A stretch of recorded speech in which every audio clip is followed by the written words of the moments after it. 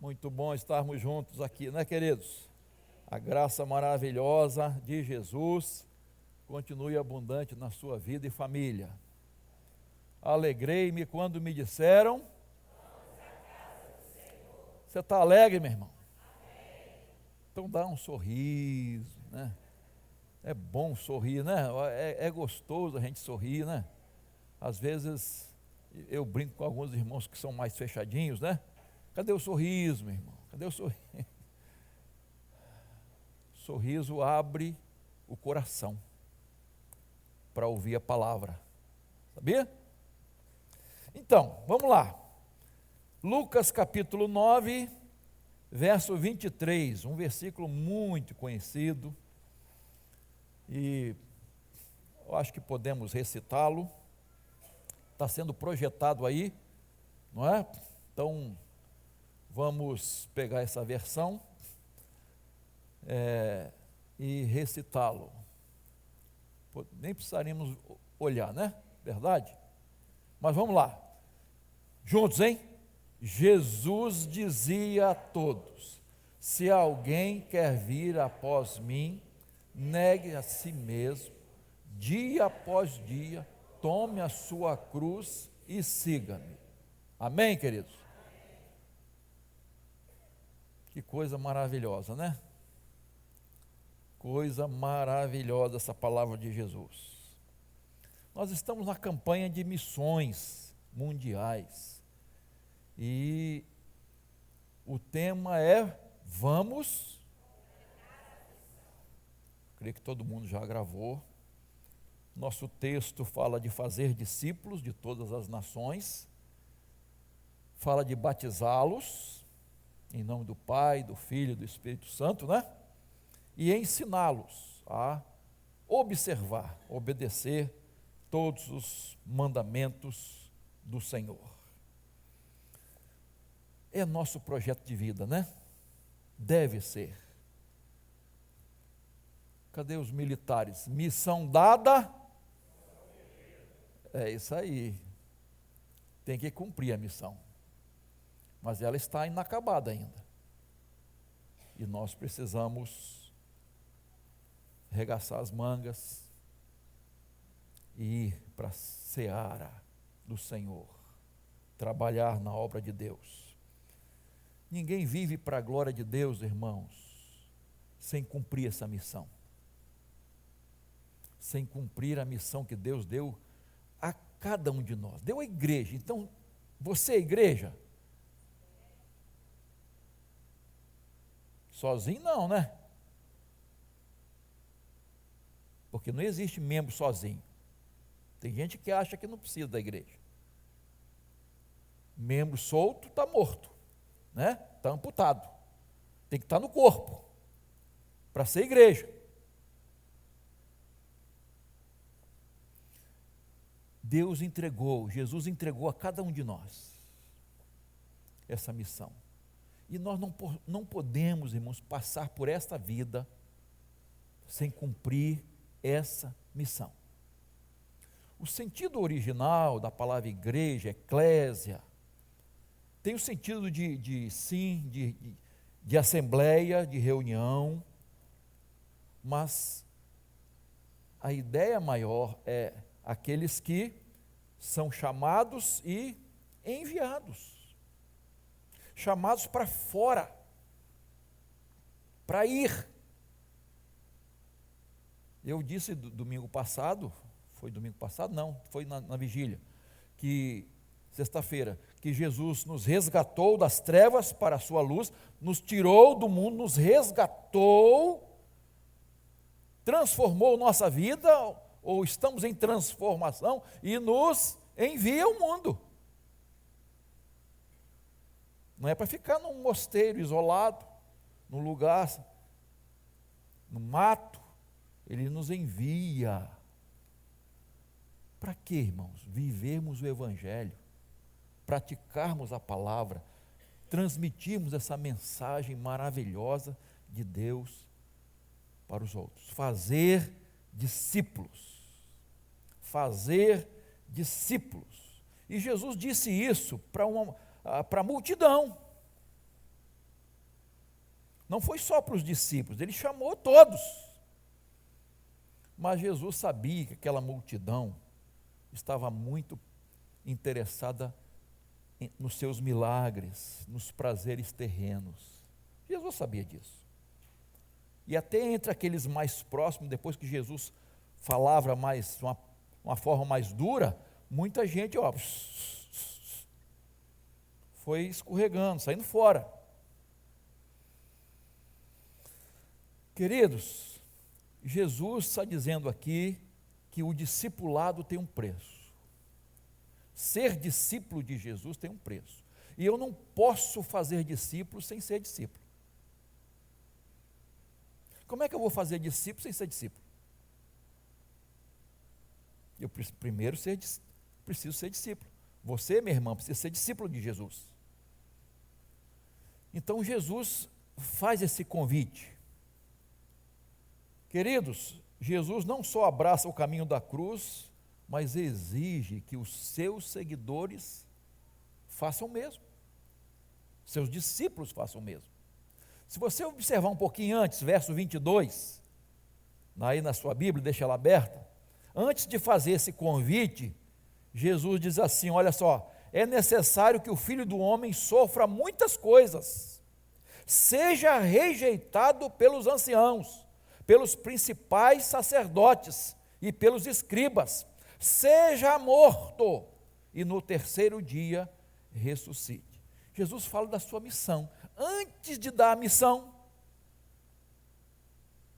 ele fala da sua. Aí depois fala do preço de ser discípulo de Jesus. Tem um preço, irmãos? Tem. Não é fácil ser discípulo de Jesus, não, irmãos. Discípulo de verdade, porque seguir a Jesus é seguir o crucificado. É segui-lo assim. Então tem um preço, irmãos. Tem um preço. Antes da coroa, tem a cruz. Então, vamos tirar algumas lições aí desse texto, deixa a Bíblia aberta, repito. Em primeiro lugar, para ser discípulo de Jesus é preciso voluntariedade. Está claro no texto? Claro que está. Se alguém quiser vir após mim. Se alguém quiser. Então, essa chamada é condicional. Se alguém quiser. Isso nos lembra que a soberania de Deus não violenta a vontade humana. É muito importante nós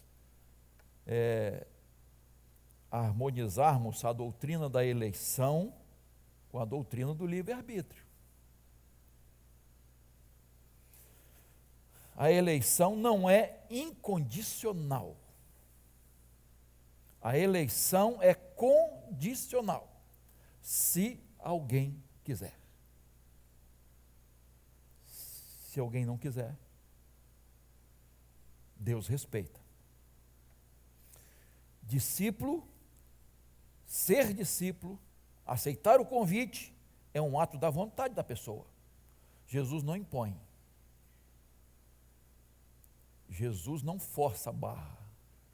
Tanto que lá em Apocalipse 3 diz que ele faz o quê? Bate. Se alguém ouvir a minha voz e abrir, eu entro. Jesus respeita a sua vontade. Ele decidiu isso. Colocar essa responsabilidade na nossa vida, na vida de cada um. Tá? Então, hoje à noite a gente vai terminar as 7 palavras da cruz e Jesus chega, está consumado. Quer dizer, o que ele tinha que fazer, ele fez. Agora, como diz no popular, a peteca está na tua mão. O destino está na sua mão. O seu futuro está nas suas mãos. A decisão é sua. A decisão é de cada um de nós. Então, você lendo os evangelhos, é interessante quando Jesus pergunta, né? Antes de fazer um milagre, o que você quer que eu faça? Né? Não é interessante? Não é lógico que quem é cego quer ver? Quem está paralítico quer andar? Parece ser uma pergunta, mas Jesus provoca a fé, se a pessoa quer realmente, porque tem gente que quer ficar no pecado, irmãos. Tem gente que quer continuar na sua miséria, nas suas mazelas. Gosta daquilo, se acostumou com aquilo. Se você quer, o que você quer? Qual é a sua fé? Ato da vontade. Irmãos,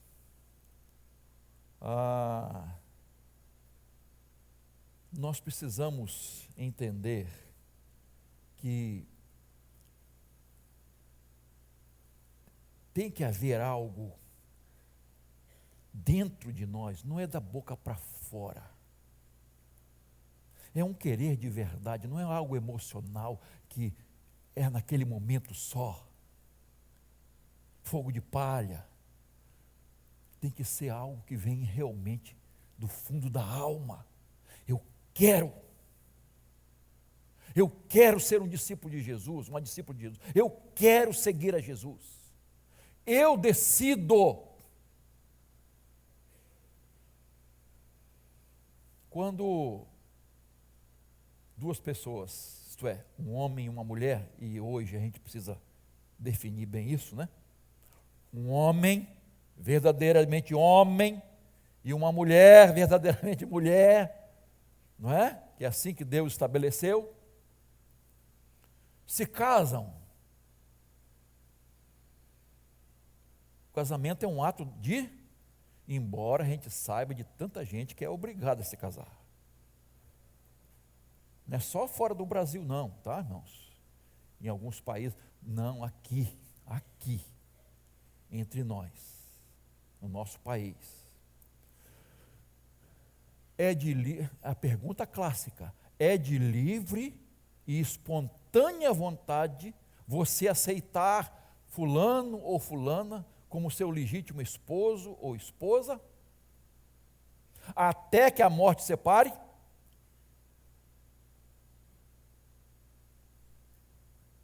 Sim. E tem gente que até nessa hora quer brincar. Na hora de casamento, irmão, não tem brincadeira. Na internet você vê tanta coisa, tanta besteira acontecendo na hora da cerimônia, né? Tanta bobeira. Aliás, ontem nós vimos um casal, acho que foi na Índia, com uma tocha. Inventaram, daqui a pouquinho a tocha explodiu no rosto da noiva. Casamento é coisa séria. Você decide a sua vontade. Você quer. Nós temos um sobrinho que é fotógrafo, o Vaguinho, e ele de vez em quando conta algumas histórias, né, que está toda semana fazendo casamento e festa, e mais de uma vez de uma semana. E uma vez ele contou que na hora do casamento o noivo fugiu, saiu correndo, irmão, saiu correndo de pavor. Será que ele olhou para a sogra nessa hora? Não, sogra não, por favor. Não, a irmã Ruth está ali. Ih, gente, a irmã Ruth está ali, não posso falar isso não. A irmã Ruth pega na minha orelha, tá? Os votos têm que ser sinceros, irmãos. E precisam ser honrados. Honrados. Tem casal que se divorcia na lua de mel, irmão. Não, a gente está vendo isso, irmãos.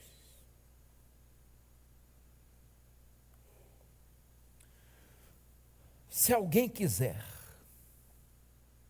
Jesus tinha 4 tipos de ouvintes, e ele falou isso em algumas situações, na parábola da semente também.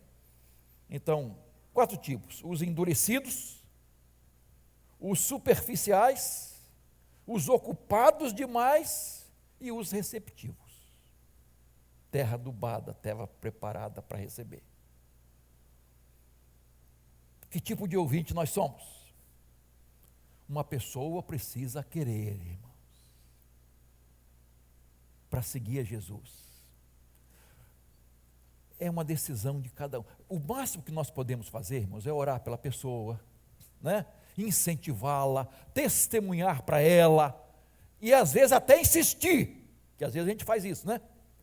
Com todo respeito, até insistimos. Mas a decisão é da pessoa. Tem que ser assim, porque é a vida dela, é o futuro dela, é a eternidade dela. A decisão tem que ser dela, irmãos. Porque não é só para essa vida. Olha, essa decisão envolve o quê? Toda a eternidade. Então, ela tem que decidir. Quando uma pessoa casa, obrigado, voltando ao casamento, né? Ah, também não queria, me obrigou. Eu, quando aconselho casais, eu confesso a vocês, que, assim, quando há um desentendimento e a separação, eu digo para quem eu estou aconselhando, não force a barra. Faça o seu melhor, dê o seu melhor, mas não force a barra, porque mais tarde, você também me obrigou, você também insistiu demais, você também, não force a barra. A decisão tem que ser da pessoa, de querer voltar, de estar junto, querido. Então, voluntariedade. Você quer ser discípulo de Jesus? Quer ser discípulo de Jesus? Você quer de verdade, lá no fundo da alma? Amém, se você quiser. Segunda coisa, está claro também aí, verso 23 continua, negue-se a si mesmo. Meu Jesus, como é difícil fazer isso, irmãos. Como é difícil abdicar de orgulho, de soberba, de autoconfiança, excesso de autoconfiança, né? Como é difícil destronar o nosso eu, aquilo que nós queremos, aquilo que nós gostamos. Irmãos, é muito difícil isso. Jesus não está falando de aniquilar a pessoa. Jesus está falando de que nós precisamos nos submeter à vontade dele e não à nossa, porque nós nem sabemos o que é melhor para nós. Às vezes a Bíblia diz, nós nem sabemos orar. E Deus, na sua soberania e sabedoria, não nos atende em certas orações, pela misericórdia e graça dele. Porque nem orar nós sabemos. Então Jesus está dizendo assim, Jesus quer reinar em nosso coração, irmãos. Eu tenho que dizer não para mim mesmo. É difícil, irmão. Eu já falei aqui, a gente é acostumado desde criança a fazer a nossa vontade. Desde criança. Infelizmente, irmãos, há uma música antiga que diz assim, tudo que eu gosto é imoral, ilegal e engorda. Tudo que eu gosto. Não posso. Não, não é assim não. Quando Jesus fala de negar-se a si mesmo, renunciar, é no sentido dos prazeres pecaminosos. Aquilo que não vai fazer bem para nós. Que às vezes nós não sabemos. Nós achamos que vai fazer bem, não vai. Aquilo não vai edificar a nossa vida. Aquilo não vai contribuir. Não vai ajudar no nosso crescimento, na nossa maturidade cristã. E muitas vezes vai trazer um mal para a gente. Vai nos afastar de Deus. Por isso que eu falei antes, que pela graça de Deus Ele não responde essas orações. Aquilo não vai ser bênção. A gente acha que vai ser, mas não vai. Renunciar é abrir mão daquilo que gostamos. Repito, dos prazeres pecaminosos. Nem todos os prazeres são proibidos, lógico que não. Exemplo. Você gosta de comer jiló, maxixe, quiabo, nabo, berinjela? Olha a mãozinha do adolescente ali, ó. Gosta? Pelo menos brócolis, né? Veja bem, se você não gosta e não come, isso não é renúncia. Você está entendendo? Se você não gosta e não come, isso não é renúncia. Renúncia é aquilo que você gosta.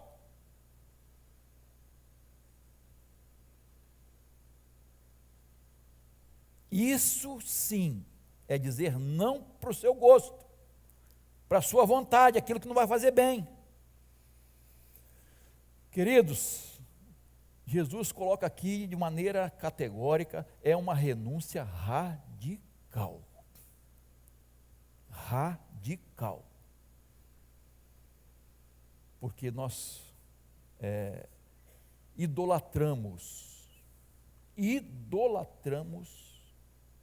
nosso gosto, nossa vontade, nossos prazeres. É auto-idolatria. Quando a gente quer fazer o que deseja, o que quer, sempre. Então eu tenho que dizer não para mim mesmo. Para as coisas que não agradam a Deus. Repito, é muito difícil. Mas se torna mais fácil quando a pessoa realmente é convertida. Não estou dizendo que fica facinho, não. Se torna mais fácil quando a pessoa nasce de novo. Quando a pessoa é convertida de verdade. Por quê? Porque agora não tem só a natureza humana.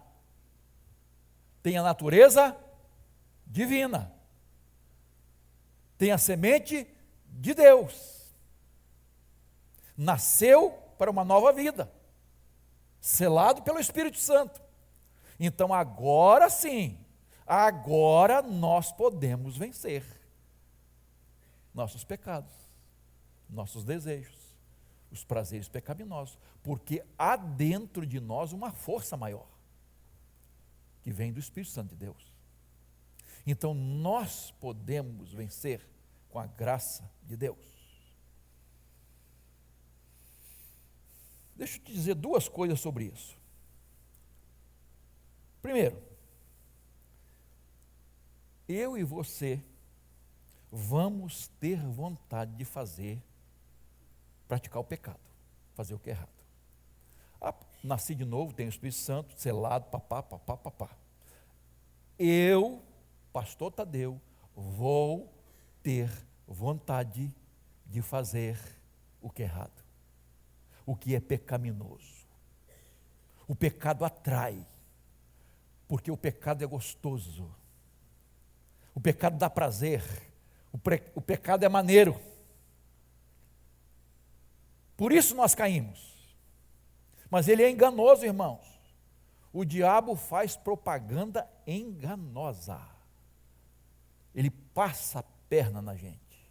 Lembra lá do início? Eva. Olha.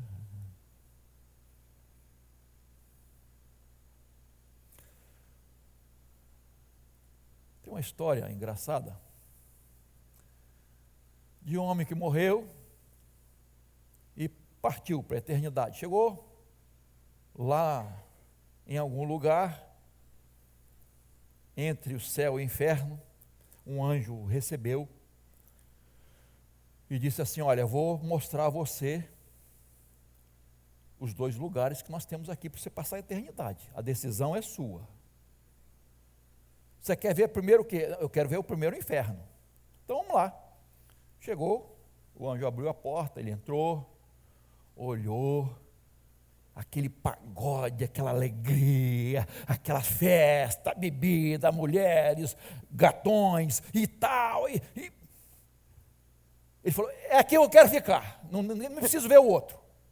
Não, mas é protocolo. Você tem que ver o outro. Aí ele tinha descido, subiu, né?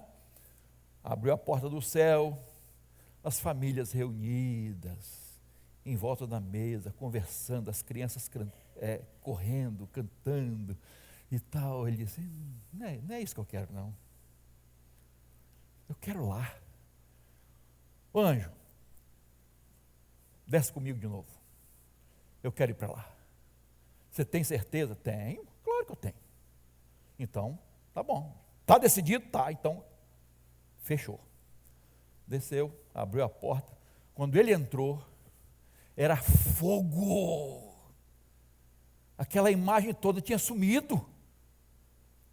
Só fogo, as pessoas gritando, as pessoas queimadas, sofrendo. Ele dizia, epa, não foi isso que eu vi. Aí o anjo disse, era só propaganda. Aquilo que você viu era só propaganda, parece que é coisa de político, né? Fala uma realidade irreal, né? O pecado é isso, irmãos. Ele faz uma propaganda enganosa, ele engana as pessoas. Aliás, teve uma reportagem essa semana, não, na época do carnaval, de um grupo que veio para o Rio de Janeiro para participar do carnaval, aquele negócio todo. Aí eles pela internet alugaram um apartamento, um lugar aí, né? Uma kitnet, né? Sei lá o que foi. E pela internet olharam da janela, praia de Copacabana, se eu não me engano. Né? A foto assim, tirada do quarto, né? Num ângulo, e aí a janela lá, o fundo a praia. Puxa vida, o preço está excelente, em frente da praia. Beleza. Quando eles chegaram, né, e viram por dentro, mas quando abriram a janela, era só a estampa no vidro da praia. Aquela estampa bonita da praia, né? O quê? Adesivo. É assim que o pecado nos engana, irmãos. Ele apresenta coisas maravilhosas. Você vai ser feliz. Você vai estar por cima. E a coisa real é diferente, irmãos. Na vigília nós tivemos a encenação de uma moça que ficou grávida. Uma mocinha que ficou grávida. E ela estava passando por uma situação muito difícil.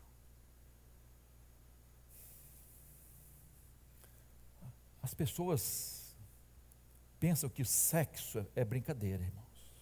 O prazer sexual. Não é assim. Não é assim que Deus ensinou. Não é assim que a palavra de Deus ensina, irmãos. As pessoas vão para suas noitadas, suas festas, se enchem de bebida, de drogas e tantas coisas, né? E aí se entregam, e às vezes sem nada na cabeça, né? Sem nada de entorpecente, de nada, elas se entregam, faz parte do comportamento. E aí vem a gravidez, vem doenças venéreas, o pecado é assim, queridos. A Bíblia estabelece a segurança do sexo dentro do casamento, nem antes, nem fora do casamento. É a segurança, é o prazer, procriação, glória de Deus, felicidade de verdade. Mas as pessoas trocam as coisas, e o inimigo, ele inverte as coisas, ele quer botar, ele inverte os valores. E nós somos enganados, irmãos. Então, concluindo aqui essa parte, nós, eu e você, vamos ter vontade de fazer o que é errado. Está dentro de nós isso. Não tem como tirar. Tem como vencer, mas não tem como tirar. Por outro lado, irmãos, muitas vezes nós não vamos ter vontade de fazer o que é certo. Vamos ter vontade de fazer o que é errado e não teremos vontade, ânimo de fazer o que é certo. Queremos fazer o errado, mas muitas vezes não queremos fazer o certo. Falta ânimo, vontade de fazer o que Deus quer. Você sempre acorda cedinho com vontade de trabalhar? Segunda-feira, chuvinha, vou trabalhar, né? Coisa boa. Só que depois de passar um tempo desempregado, aí a coisa muda de figura. Mas normalmente, não, queridos. Às vezes não tem vontade de vir à igreja. Vou dormir até mais tarde hoje.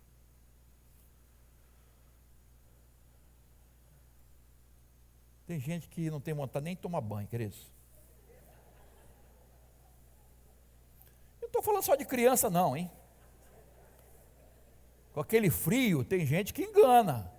Abre o chuveiro, canta e tal. E acabou. Não é, irmãos? Dá vontade. Não, cair embaixo da água fria não é mole não, queridos. As crianças às vezes não querem tomar banho. Brincou o dia inteiro no quintal, não quer tomar banho. Aí você diz, tudo bem, queridinho, né? Vai para a caminha limpinha, lençol ali, cheiroso. Pode ir assim, com os pés negros, de lama, de não sei o quê. Pode, não tem problema não.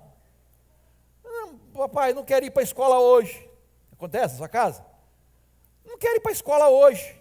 Aí você, tudo bem, não tem problema faltar hoje, não. Tem prova, mas não tem problema, não. Você faz segunda chamada.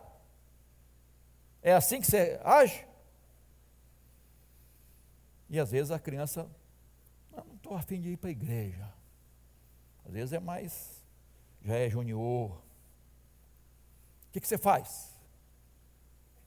Tudo bem, não tem problema não. É assim? Pelo menos não deve. Pelo menos não deve. Porque para outras coisas você obriga seus filhos. Tem que estudar, tem que tomar remédio, tem que fazer isso.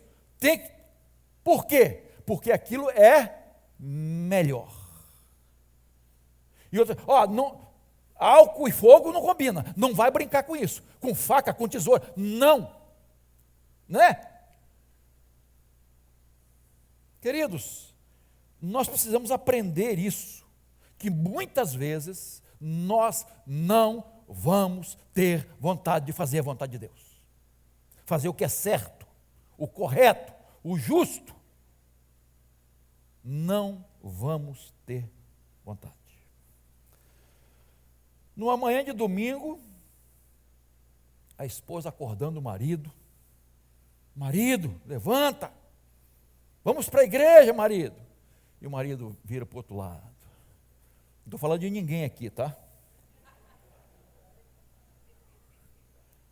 Marido, olha a hora. E o marido, não estou muito afim não. Aí a esposa, já séria, aborrecida, que a esposa fica aborrecida, né? Lá uma vez ou outra.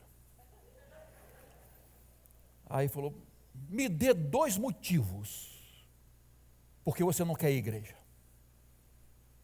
Aí ele disse, você quer 2? 1. Eu acho que aquele pessoal não vai muito com a minha cara, não. Muitas críticas. O pessoal não vê as coisas boas, só vê os defeitos. E a segunda? Eu acho que também não vou muito com a cara daquele povo, não. Já estou meio por aqui. Aí ele disse, agora você então me dê 2 motivos porque você quer que eu vá à igreja. Ela falou, só 2? Só 2. Primeiro, hoje é domingo, meu querido. É o dia do Senhor. Que alegria estarmos na casa de Deus, reunidos com o povo de Deus. Hoje é o dia do Senhor. Esse é o primeiro motivo. Quer o segundo? Você é o pastor da igreja.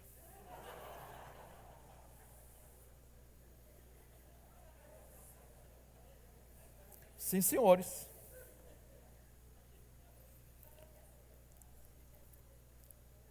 Vocês acham que pastor não tem desânimo, não, irmãos? Teve uma história aí de um pastor que faltou sem dar explicações, não falar com ninguém, avisar ninguém. E cadê? E chega a hora do culto, e chega a hora da pregação. E, meu irmão, um diácono, vem cá, e tal.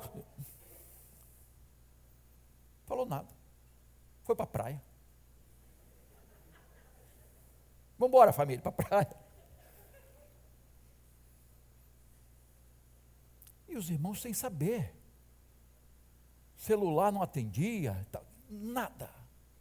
Quando chegou 3 da tarde, mais ou menos, vem pastor com a sua família chegando em casa. E os irmãos estavam preocupados já. O que aconteceu? Foi sequestrado? O que aconteceu com ele? Ele chega queimadinho do sol, bronzeado. Pastor, o que houve? Aconteceu nada. Eu fui para a praia hoje. Mas pastor, por que isso? Eu quero que vocês entendam como vocês fazem falta no culto. Deu essa desculpa, né? Eu quero que vocês entendam como o irmão faz falta também. Desculpa boa, né? Nós não vamos ter vontade, irmãos. Eu estou lembrando de Jeremias, né? A lição de Jeremias. Eu fico imaginando quantas vezes passou na cabeça de Jeremias a vontade de jogar tudo para o alto, de chutar o balde, porque aquele povo rejeitava ele. Tudo que ele falava, isso é falso. Os outros que estão certos, você está errado. Foi maltratado. Tanto que os comentaristas comparam muito com Jesus, né? O sofrimento de Jesus. Quantas vezes passou, eu não quero, eu acho que eu vou chutar o balde.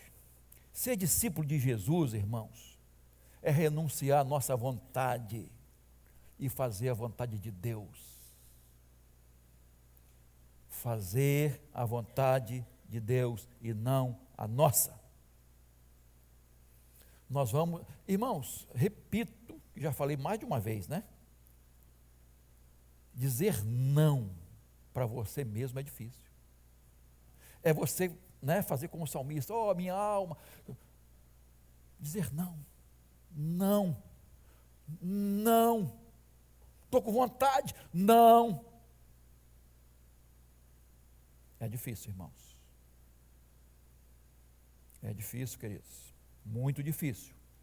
Eva disse sim à serpente. Judas disse sim aos principais sacerdotes. Betinha disse sim ao rei Davi. Batseba, né? Sansão disse sim para Dalila. Em contrapartida, José disse não para a esposa de Potifar. Neemias disse não para Tobias e Sambalate. Daniel disse não para Aspenaz. Misael, Ananias e Azarias disseram não para o rei Nabucodonosor. Jeremias disse não para tudo que as pessoas queriam que ele fizesse. Os apóstolos disseram não ao Sinédrio. Nós precisamos dizer não para nós mesmos e aprender a dizer não para as pessoas também. Porque tem gente que não sabe dizer não para os outros. Faz coisas sem vontade para agradar os outros. Isso é importante, irmãos. Discípulo tem que renunciar ao seu coração enganoso e de saber dizer não para as pessoas também. Às vezes vai ser o marido. Não, marido, Está ouvindo, maridos? Às vezes vai ser para a esposa. Não, esposa. Meu amor, minha querida, minha vidinha, meu doce de coco, seja o que for. Não é a vontade de Deus, não é a hora certa. Às vezes nós temos que dizer não para os amigos, para os vizinhos, para a turma da escola. Dizer não para o namorado, para a namorada. Não, isso não. Tire essa mãozinha endemoniada daqui. Não pode. Tem que dizer não. Por amor primeiro a Jesus. Então nós vamos ter que aprender a dizer não, queridos. Mateus 5,37 diz assim: seja porém a tua palavra sim, sim, não, não. O que passa disso? O que é sim, sim, não, não? Sim para aquilo que é sim. Você não diz sim e depois, não. O certo é dizer sim, então faz. O certo é dizer não, não é não. Vai permanecer assim. O sim tem que ser sim, o não tem que ser não. E não muda dentro da vontade de Deus. Então, renúncia, irmãos, tem que fazer parte da nossa vida. Vamos seguindo. O texto continua. Dia a dia, tome a sua cruz. Então eu tenho que tomar a minha cruz. Então, irmãos, a cruz não é apenas um emblema, um símbolo cristão, mas um instrumento de morte. Cruz não é uma doença, irmãos. Cruz não é o inimigo. Cruz não é uma fraqueza. Cruz não é uma dor. Cruz não é um filho rebelde. Cruz não é um casamento infeliz. Cruz não é a sogra e o sogro. De jeito nenhum. O que é cruz, irmãos? É eu estar pronto a morrer dia a dia por Jesus. A ser crucificado por Jesus. Crucificar meu eu, os prazeres, aquilo que nós já conversamos aqui. É crucificar. É andar no bolso com atestado de óbito. Morri para o mundo. O velho homem, a velha mulher, morreu. Não vivo mais. Cristo vive em mim. E a vida que agora vivo, vivo pela fé do Filho de Deus, para a glória de Deus.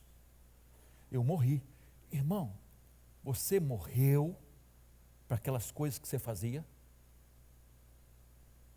antes de conhecer Jesus. Aquilo não existe mais na sua vida, aquilo foi deletado?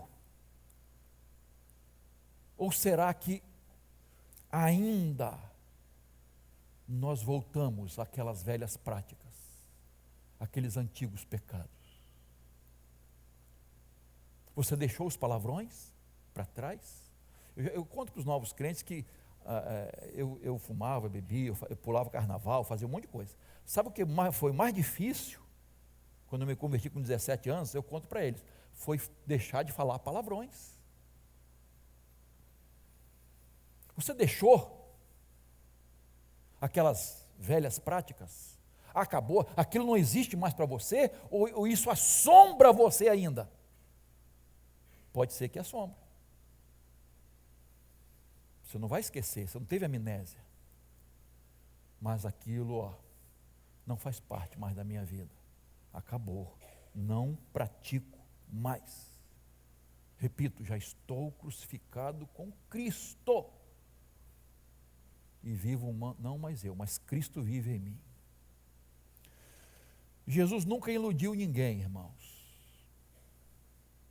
Jesus sempre deixou muito claro que o caminho do cristão seguir é cruz.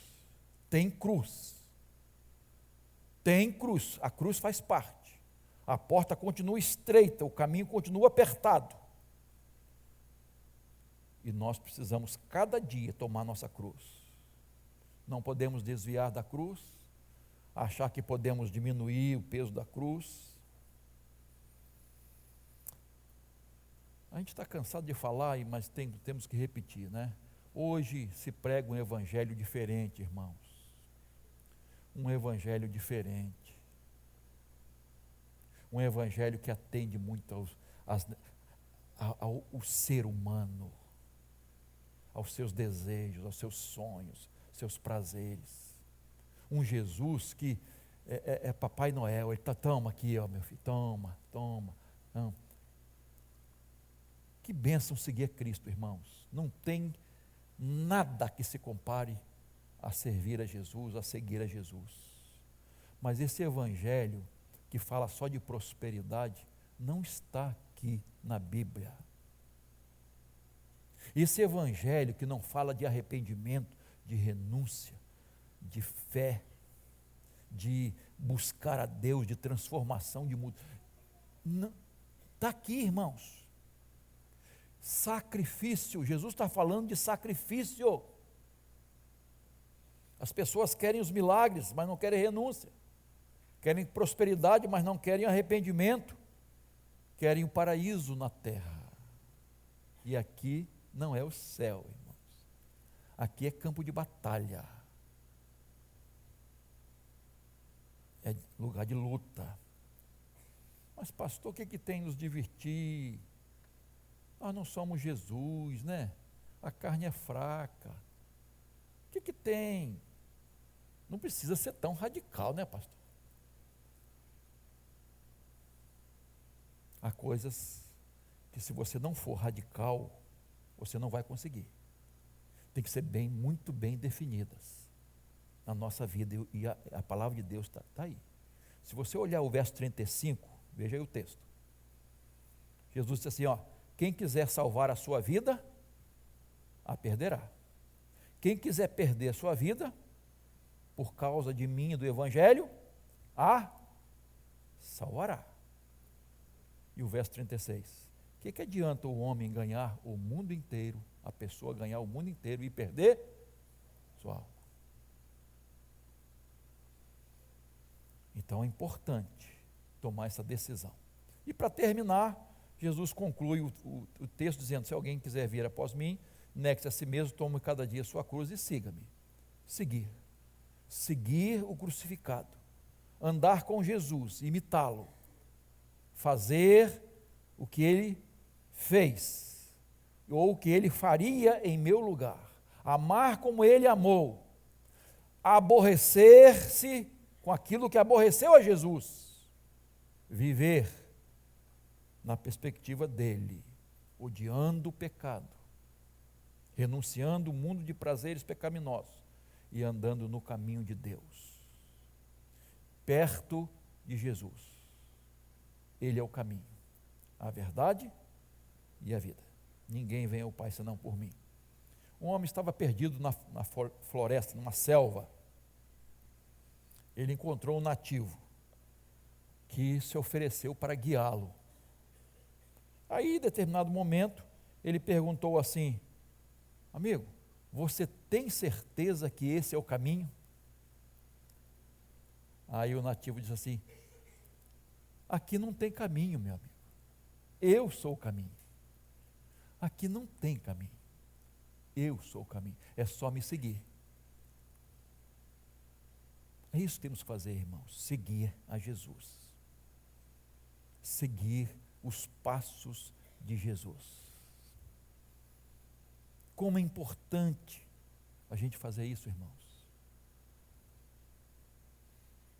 Eu gosto muito quando Paulo diz assim: sede meus imitadores, assim como eu sou de Cristo.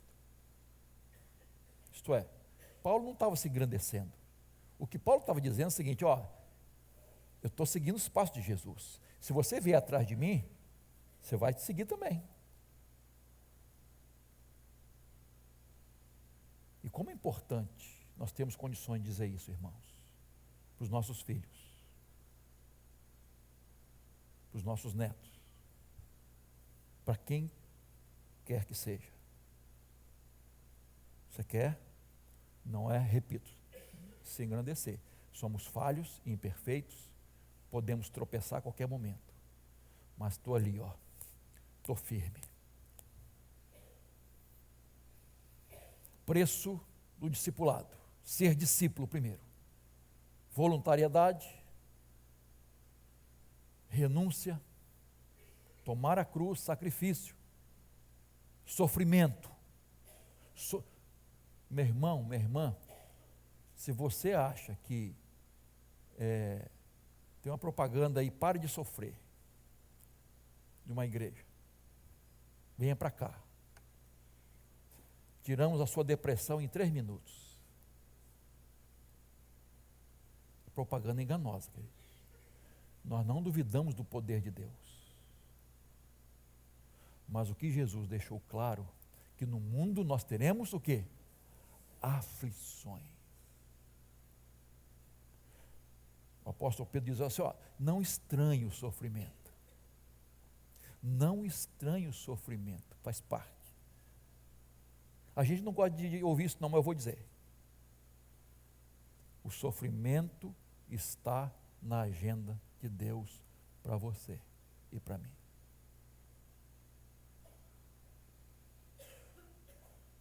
Está na agenda de Deus. Então eu tenho que tomar minha cruz e seguir a Jesus, seguir os passos do meu mestre. Ele sofreu, será que eu não vou sofrer? Sou melhor do que ele? Sou melhor do que os apóstolos, que foram martirizados também, e tantos outros, né? Dos apóstolos, com exceção de João, né? Que foi exilado na ilha de Patmos e tal, depois voltou, enfim, morreu velhinho. Queridos, está aí o preço, está aí o preço.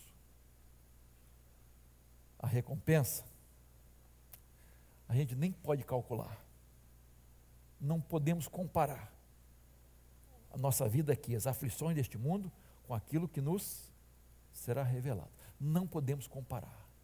Jesus prometeu uma vida abundante aqui. Vida e vida abundante. Mas não é abundante como muitos estão querendo. Não tem nada mais importante do que o próprio Senhor na nossa vida. Ele preenche todas as nossas necessidades. A presença do Senhor. Ele é suficiente. Amém, queridos? Que Deus nos ajude a enfrentar isso, pagar o preço de ser um discípulo e uma discípula de Jesus. Vamos cantar.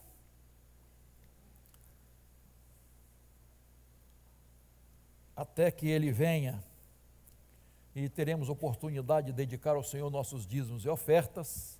Você pode ficar de pé, por favor? Se você é aniversariante dessa semana, nascimento ou casamento, vem aqui para frente. Ou tem algo a agradecer a Deus, dedicar ao Senhor, quer expressar isso, pode vir. Temos esse prazer de agradecer ao Senhor.